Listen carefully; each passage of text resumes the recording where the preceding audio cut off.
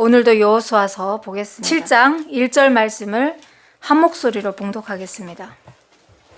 이스라엘 자손들이 온전히 바친 물건으로 말미암아 범죄하였으니 이는 유다 지파 세라의 중손 삽디의 손자 갈미의 아들 아간이 온전히 바친 물건을 가졌음이라.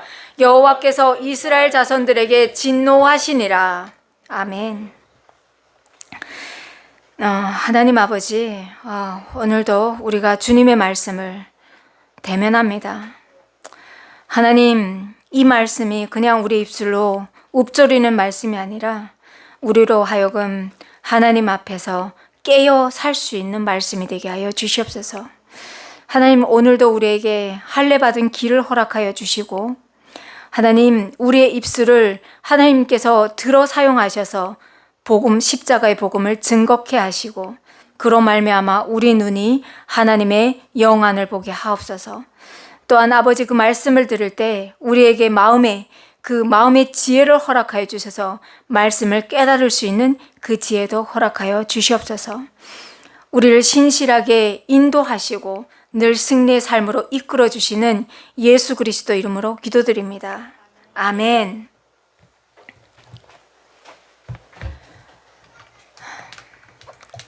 네, 오늘은 7장 말씀을 보겠습니다. 자, 지난주에 여리고성을 정복했습니다. 여리고성의 정복은 늘 우리가 말씀을 보았듯이 이스라엘이 순종할 때 정복이 되었어요.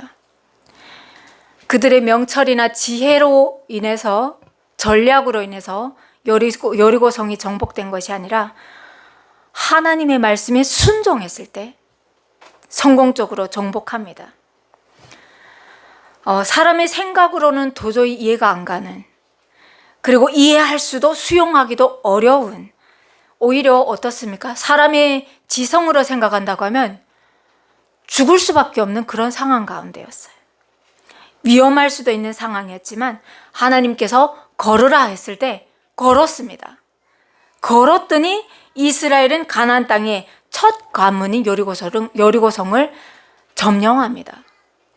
이게 굉장히 중요한 말씀이에요. 이게 저는 오늘 이 예배 시간을 통해서 있잖아요, 우리가 갖고 있는 관념의 틀이 다 깨졌으면 좋겠어요. 우리가 하나님 앞에 한다고 하면서도 우리 안에 가지고 있는 그 관념이 얼마나 많은지요. 오히려 하나님의 말씀을 가져다가 내 삶에 편리한 대로 깨어 맞추는 우리의 삶을 우리가 돌아봐야 됩니다. 회개해야 되는 것 같아요. 하나님의 말씀 앞에서는 어린아이처럼 순수해야 됩니다. 믿어야 돼요. 하라고 하면 해야 돼요. 그럴 때 역사가 일어납니다. 내 삶에 변화가 없다고 하면요, 다시 돌아봐야 돼요. 내가 정말 하나님 말씀대로 있는가? 내가 하나님 말씀 앞에 지금 온전히 신앙생활을 하고 있는가?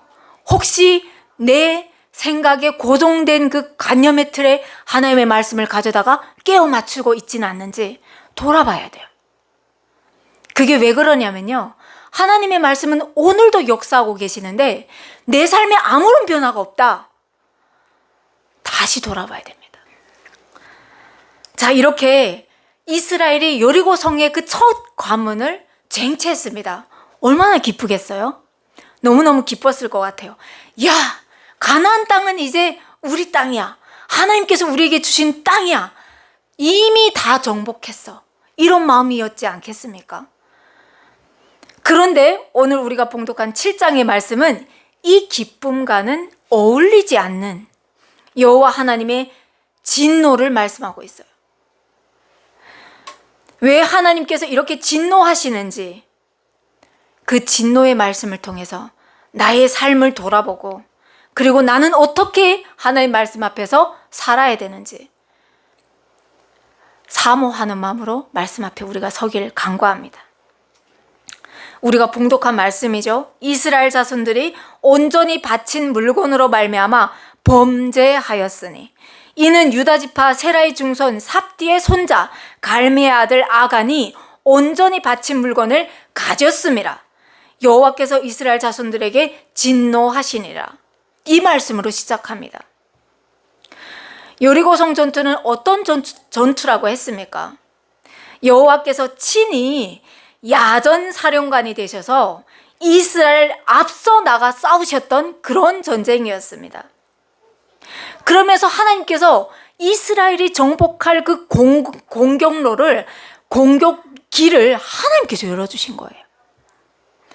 실제로 이스라엘이 여리고성을 점령한 과정을 보면요, 홍해 바다를 가르시고 마른 땅을 걷게 하셨던 하나님, 요단강을 가르시고 마른 땅을 걷게 하셨던 하나님, 그 하나님께서 광야에서 태어난 이 세대들에게 다시금 그 견고한 성 여리고성을 정복하게 하는 하나님의 놀라운 은혜였다는 거죠.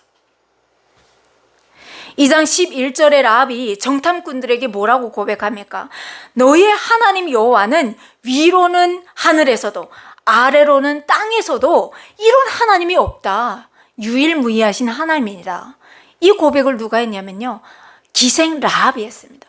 이방인이 했습니다. 그런데 이 여리고성의 점령은 이 말씀이 선포되는 그대로를 보여주고 있는 거예요. 아, 그냥 성이 무너졌구나. 그리고 우리의 지성과 또 우리의 지혜로 말미암아 뭐지? 지진이 일어났나? 이런 우리의 생각을 지금 잣대를 들이대고 여리고성을 바라보는데 아닌 거예요. 라합이 말한 그 말씀이 그대로 선포된 현장인 겁니다. 우주 만물을 창조하시고 다스리는, 통치하시는 하나님의 놀라운 그 표적의 기적이 나타나 보이는 현장이었던 거죠. 자, 여호수아가 여리고를 진멸한 후에 여리고 성읍을 저주하는 것은 특별한 의미를 가지고 있습니다. 어떤 저주를 합니까? 여리고 성을 다시 그 기초를 놓는 그 사람에게는 맏아들이 죽을 것이고, 기초를 놓는 순간, 그리고 성을 쌓고 문짝을 다는 그날에는 그 집에 막내 아들이 죽는다 라는 저주를 퍼부었어요. 그러면 왜 이런 저주를 퍼붓느냐는 거죠. 여호와께서 여리고를 진멸함으로 여리고는 영원한 여호와의 소유가 된 겁니다. 그래서 이 여리고에 어떤 사람이 자기 집을 짓고 이 성읍을 재건한다면 여호와의 소유권에 대한 도전이고 여호와에 대한 모독이라고 여호수아는 선포한 겁니다. 그러니까 여호수아의 저주는 여호와께서는 영원한 주시라고 선포하는 그런 현장이었던 거죠. 그러니까 이 선포가 그냥 선포입니까? 하나님 앞에 바쳐진 성, 하나님께서 이 우주 만물을 내가 다스리고 있어 홍해 바닥에 기적을 보여주시면서 38년 동안 광야에서 굶어 죽고 병들어 죽은 것이 아니라 하나님의 말씀에 불순종해서 다 죽을 수밖에 없었던 이스라엘의 그 상황을 낱낱이 보여주시면서 또 요단강의 기적을 홍해의 기적과 같이 보여주시면서 이방인들에게 다 보여주신 거예요. 이 우주 만물을 지으신 분이 누구신지, 이 세상을 통치하시고 다스리시는 분이 누구신지 보여주신 거예요. 그런데 이들은 어떻게 하나님 앞에 나갔습니까? 대적함으로 나갔다는 거죠. 그래서 이 여리고성은 가나안의 첫 가문이자 하나님 앞에 대적하고 나온, 그래서 여호와의 대장, 군대 대장이신 예수 그리스도가 앞서 나가면서 점령하신, 여호와께 바쳐진 그런 성이라는 거죠. 이 성읍을 사람이 과연 다시 취할 수 있습니까? 자, 유다지파 세라의 증손 삽디의 손자 갈미의 아들인 아간이 지금 여호와의 명령대로 바쳐야 할 물건을 착복함으로 도둑질했습니다. 도둑질. 여호와의 진노를 받게 되었습니다. 이 사건을 어떻게 봐야 되냐면요, 굉장히 대조적으로 바라봐야 됩니다. 이 장에서 라합은 이방 여인이지만 여호와 하나님을 봤어요. 세상 사람들이 천하게 생각하는 기생이었지만 그 여인은 여호와를 경외하고 여호와의 편에 서서 신실함으로 멸망에서 구원에 이른 사건이 먼저 기록됩니다. 그런데 아간은 어떤 사람입니까? 하나님께서 그 아브라함을 택함으로 말미암아 이스라엘을 하나님의 선민으로, 선택받은 민족으로, 성민으로, 성스러운 민족으로 구별된 사람입니다. 그런데 야, 내가 요거 조금 했다고 해서 하나님이 내가 한 일을 볼 수 있겠어? 내 눈에 보이지 않는 하나님께서 하면서 여호와의 물건에 손을 대는 거예요. 그래서 어떤 일이 일어납니까? 그는 생명나무에서 자라난 뻗쳐난 가지였지만 잘림을 받아서 오히려 가나안의 사람들과 같이 진멸당하는 처지에 놓였고 실제로 진멸을 당합니다. 무엇을 말씀하고 있는 겁니까? 오늘을 살아가는 우리에게도 중요하게 던져지는 질문인 겁니다. 자, 어떤 사건인지 들어가 보겠습니다. 2절에 보니까 여호수아가 여리고에서 아이성으로 사람을 보냅니다. 여리고성을 점령했어요. 그러니까 다음 관문인 아이성으로 정탐꾼들을 보내는 거예요. 또 사람을 보내는 거예요. 그래서 그 땅을 정탐하고 오라고 합니다.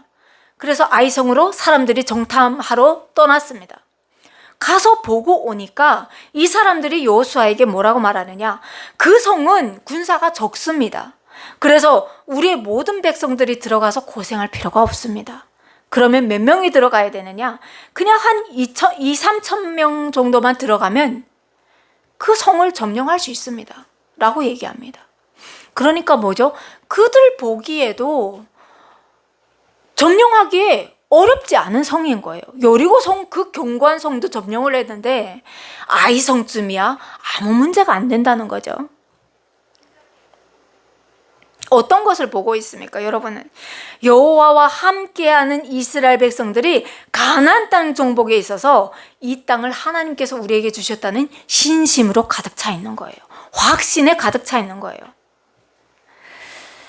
여호수아도 얼마나 뿌듯하고 기뻤겠습니까? 그 옛날 두렵고 무서워서 우리는 저 땅에 못 들어가겠습니다. 우리는 메뚜기와도 같습니다. 라고 고백했던 이스라엘이었는데 하나님께서 그 여리고성을 점령하게 하니까 이들이 아이성쯤은 우리에게 문제도 안 됩니다. 2,3천 명만 들어가도 우리가 능히 점령합니다. 라는 고백을 하게 한다는 거죠. 지금.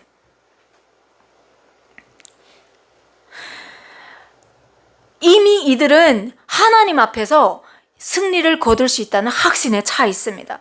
그러니 다른 전투들도 두렵지 않다라는 고백을 하고 있는 거죠. 전혀 두렵지 않았을 겁니다. 그 믿음이 지금 여호수아뿐만 아니라 이스라엘 모든 군사들에게 지금 다 고백하고 있다는 거죠. 자, 그런데 결과가 굉장히 아이러니합니다. 결과가 너무 참혹하다는 거예요. 여호수아가 백성 중 3,000명쯤 올려보냈는데 그 군사들이 아이성에 들어가기도 전에 이 사람들에게 36명쯤은 죽고 전쟁에서 싸워서 죽고 그리고 아이성 사람들에게 쫓겨가지고 지금 혼비백산으로 도망쳐 내려왔다는 거예요. 그러니까 마음의 신심과 그리고 확신에 찼던 그 마음에서 두려움으로 공포로 어둠의 그림자가 확 뒤집어 씌운 거예요. 너무 무서운 거예요. 못 가겠는 거예요. 마음이 녹아서 물같이 되었다라고 성경은 기록하고 있습니다.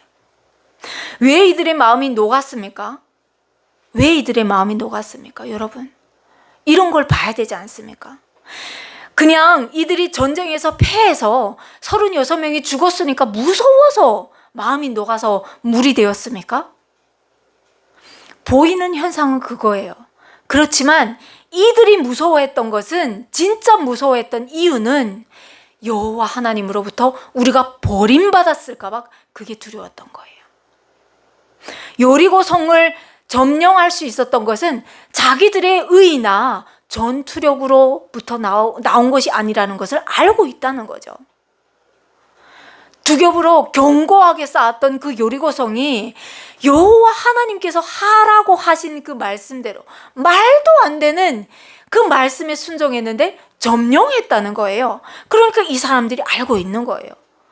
우리의 노력과 우리 군사력으로 이긴 것이 아니라 하나님께서 이기셨구나.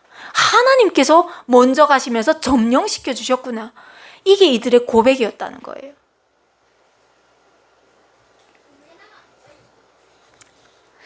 가나안 사람들이 이스라엘의 신이신 여호와 하나님의 그 여호와 하나님으로 말미암아 그 가나안 사람들도 어떻게 말합니까? 여리고 사람들이 뭐라고 말했습니까?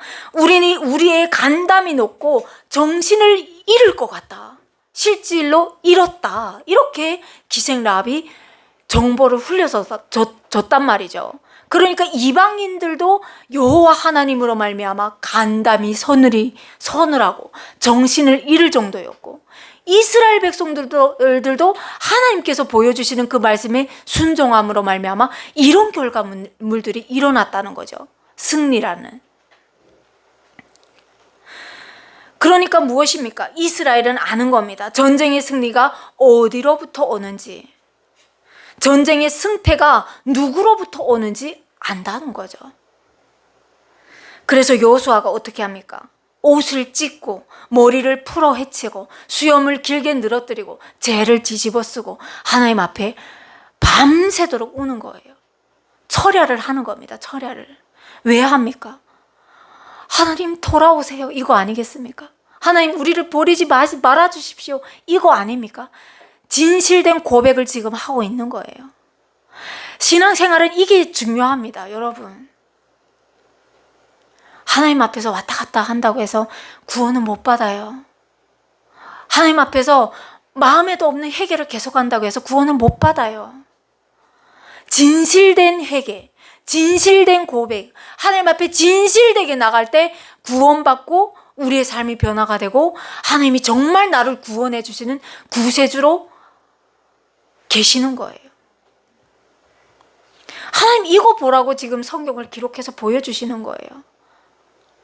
사건을 우리의 지성으로 분석하고 이해하라고 말씀하시는 거 아닙니다.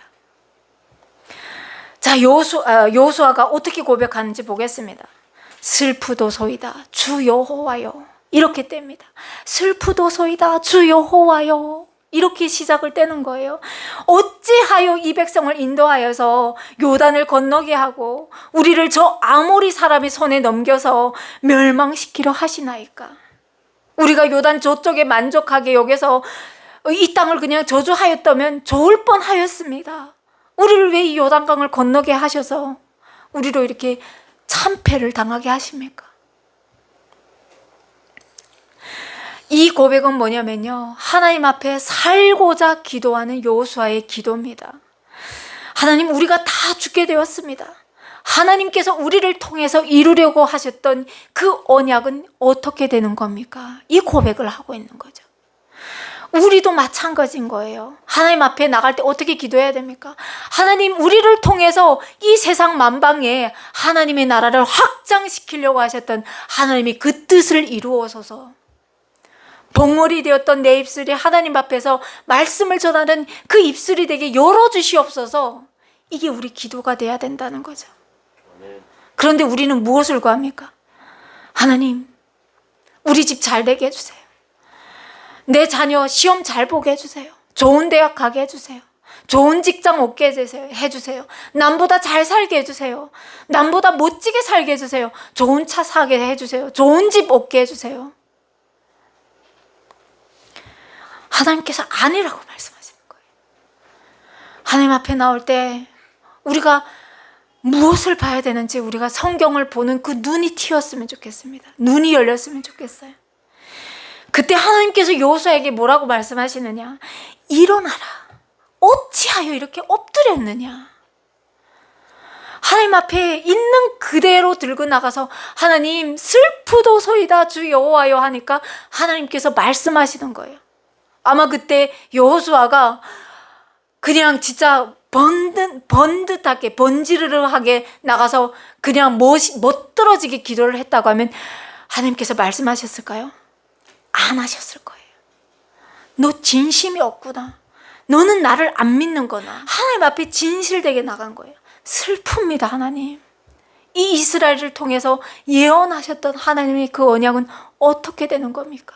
이 민족을 불쌍히 여겨주십시오 라고 말씀 이렇게 기도했을 때 하나님께서 말씀하시는 거예요.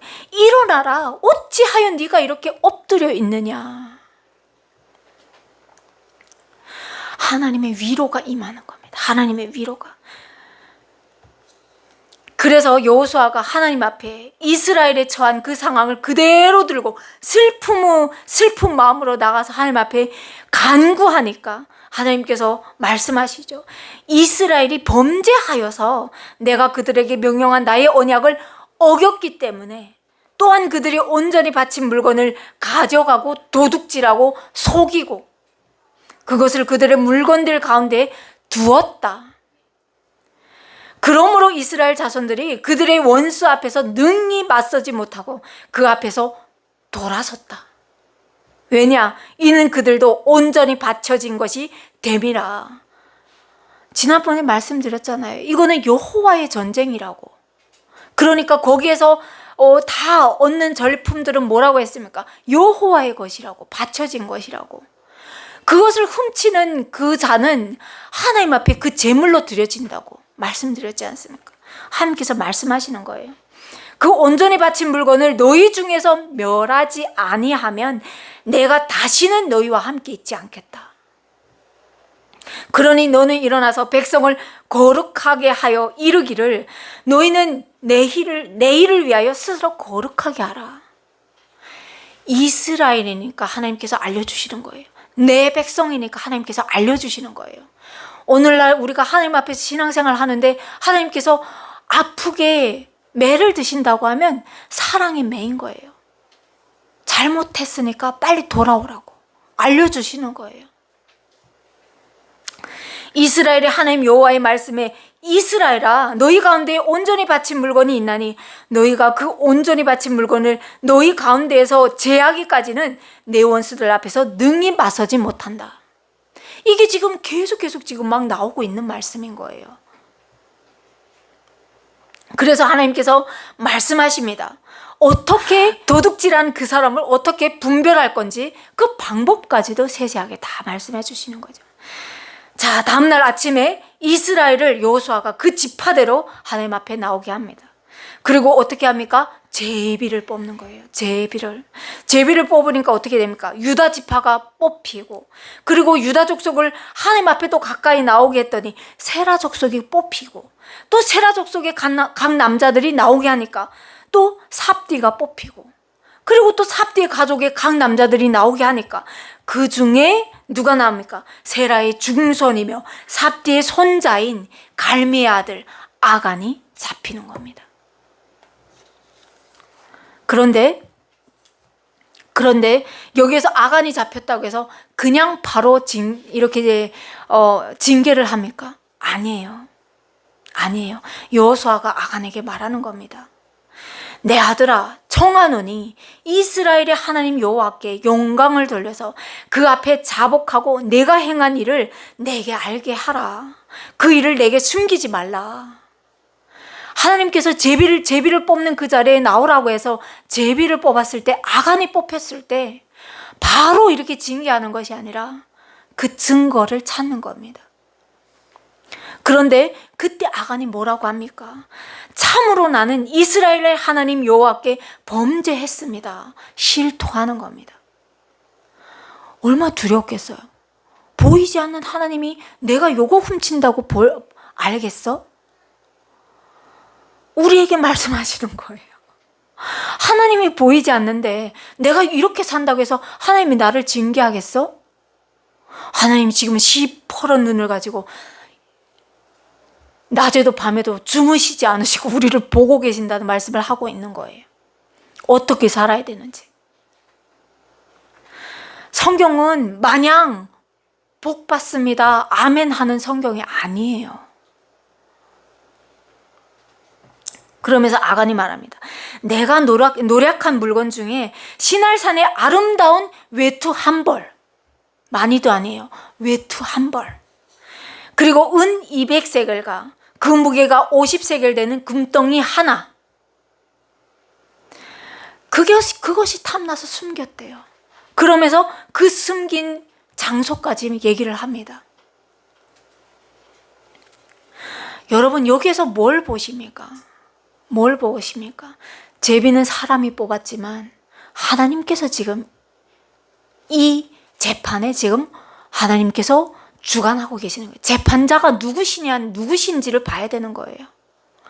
우리 인생의 재판관이 누구이신지 봐야 되는 거예요. 하나님은 이 말씀을, 이 사건을 보여주시면서 무슨 말씀을 하려고 하시냐? 이 사건을 보라고 하시는 말씀이 아니라는 거예요. 이 우주 만물을 내가 지었어. 나는 생명의 호흡을, 생명을 주는 하나님이야. 이 말씀을 하고 있는 거예요.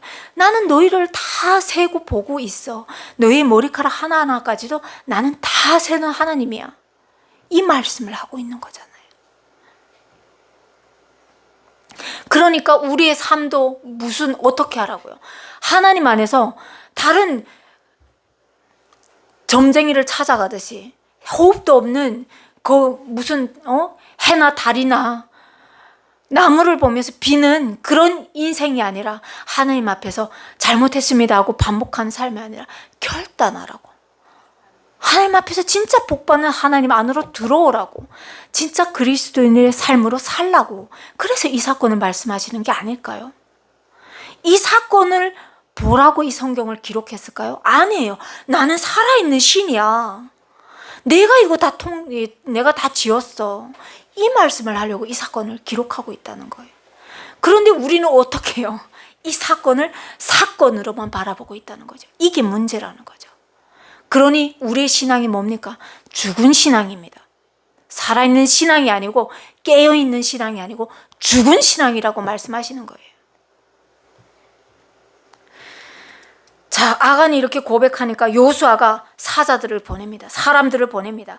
그러면서 그가 감춘 그의 장막에 가서 그 감춘 것을 다 찾아옵니다. 그러면서 여호와 앞에 쏟아놓는 거예요. 그러고 어떻게 합니까? 이 아간과 아간의 딸들과 자녀들을 다 잡습니다. 그 집안의 가축들도 다 잡습니다. 그리고 이 재물까지도 하나님 앞에 다 태우는데 어디 가서 태웁니까? 아골 골짜기에 가서 태우는 거예요. 많은 사람들이 그럴 거예요. 야, 하나님 째째합니다. 외투 한 벌이에요, 하나님. 금덩이 하나예요. 고작 은 몇 개예요. 하나님, 야, 요거 그랬다고 하나님 사람을 그렇게 죽입니까? 하나님 우리를 지으셨는데 죽이기 위해서 지으셨습니까? 이렇게 말하는 분들이 많을 거예요. 그런데 이거는 우리의 인간의 관점에서 생각하는 생각이고, 그런데 하나님께서는 말씀하고 있는 거죠. 이 우주 만물을 왜 창조하셨는지.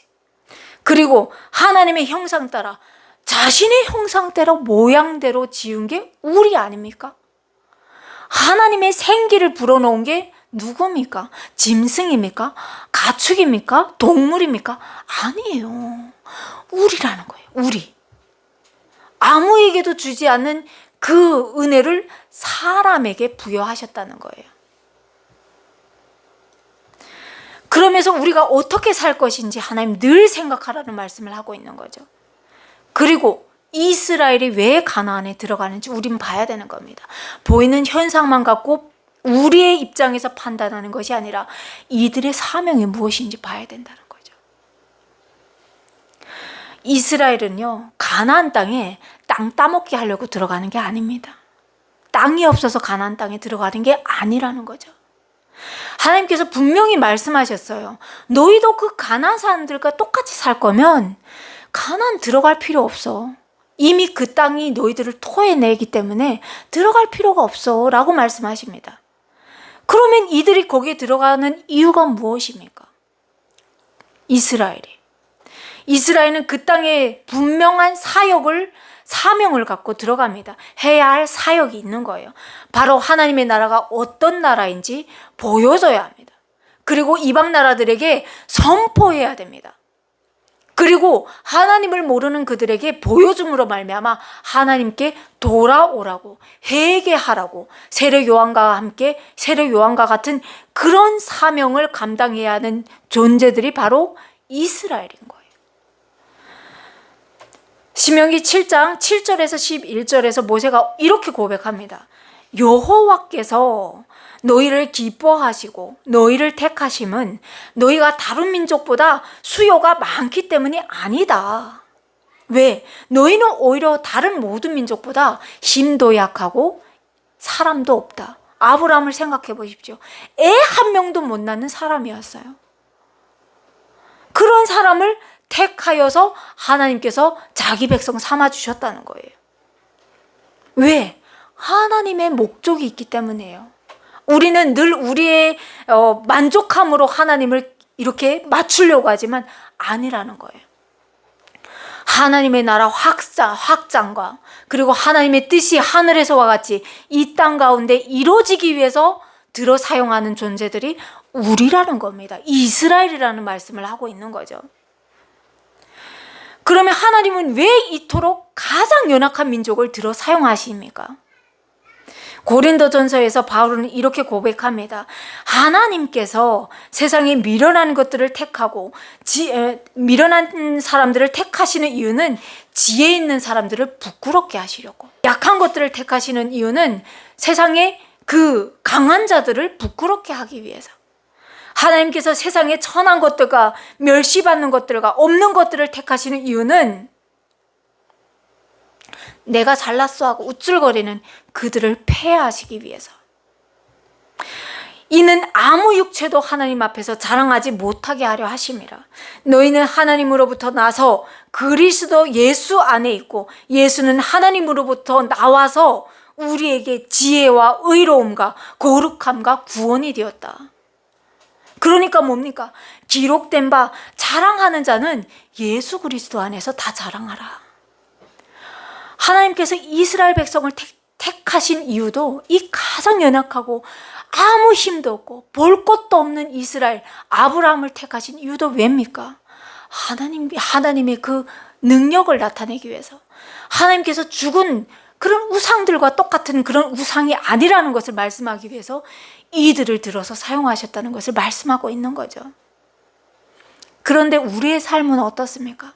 하나님을 인정하고 살고 있습니까? 하나님을 믿고 살고 있습니까? 하나님 잠깐만요. 제가 한번 해볼게요. 하나님 잠깐만요. 요거 내가 할 수 있을 것 같아요. 그러면 하나님은 우리에게 자유의지를 주신 분이시기 때문에 그래 그럼 해봐라 삐치지 않으시는 거예요. 관여하지 않으시는 거예요. 그러면 어떨까요? 우리의 삶이 피곤한 삶이 되는 거예요. 하나님께서 그렇다고 해서 그리스도인들을 보고 하나님 안에 들어와서 먹고 마시고 놀라고 말씀하시는 겁니까? 아닙니다. 세상에서 열심히 일하고 누구보다도 열심히 공부도 해야 됩니다. 그런데 그 이유가 왜입니까? 내가 잘 먹고 내가 권력과 부와 명예를 누리기 위해서입니까? 아니라는 거예요. 하나님의 뜻이 하늘에서와 같이 이 땅 가운데 실현되는 그 일에 나를 좀 사용해 주십시오 하는 그 마음으로 살아야 된다는 거예요. 예수님께서도요, 요한복음 12장 25절에서 이렇게 말씀하십니다.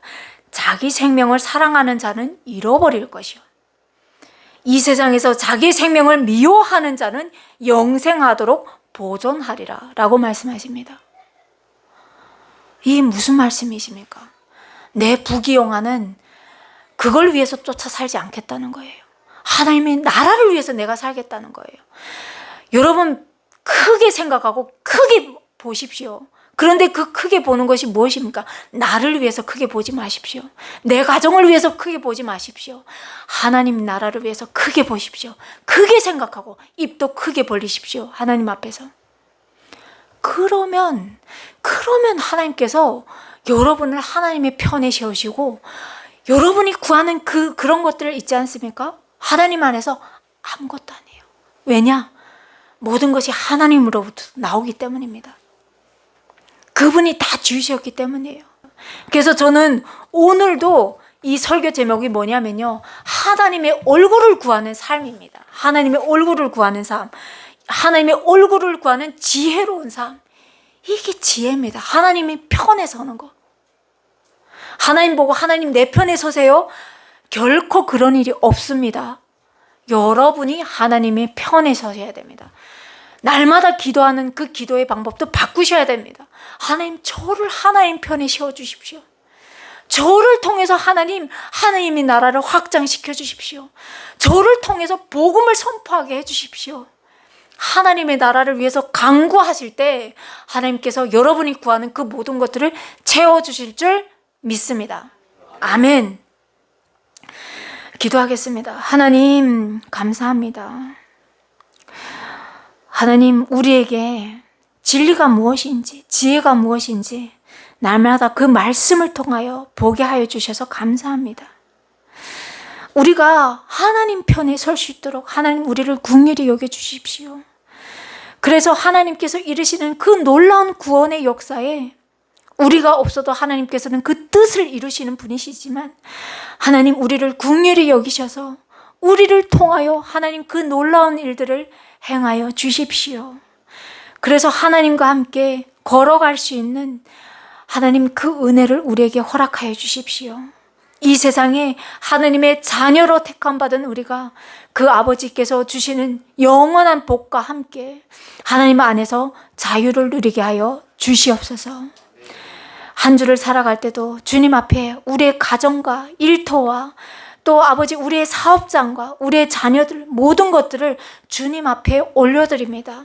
내가 주인이 되는 것이 아니라 주님께서 우리 가정에, 우리의 사업장에, 우리 일터에 주인이 되셔서 늘 지혜로 우리를 인도하여 주십시오. 말씀 안에 구하는, 말씀 안에서 구하고 말씀 안에서 살아가는 우리가 되게 하여 주시옵소서.